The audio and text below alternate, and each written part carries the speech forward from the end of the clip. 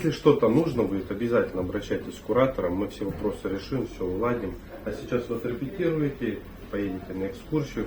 Ну, погода вот такая у нас сегодня. Надеемся, что завтра и послезавтра она будет более-менее хорошая. Хотя тут буквально несколько дней назад было плюс 19 градусов. И сейчас мы проедем по проспекту Красноармейскому, потом по Ленинскому, по главным проспектам нашего города. И вот по сибирским меркам наш город не самый старый, да, нам всего 294 года.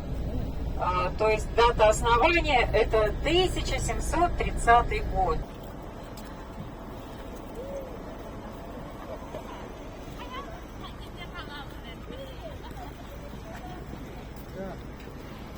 Врачом. И оба были страстными коллекционерами, которые собирали много диковинных вещиц по этнографии, по археологии, и создали такую большую обширную коллекцию, которую соединили, то есть вдвоем свои коллекции, и показывали их каким-то приезжим сюда гостям.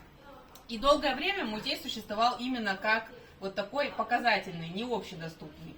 Но в 1913 году в честь 300-летия, празднования 300-летия дома Романовых, музею передали стационарное помещение, где он находился все оставшееся время. Конечно, у нас вводятся здесь 89 видов разных млекопитающих.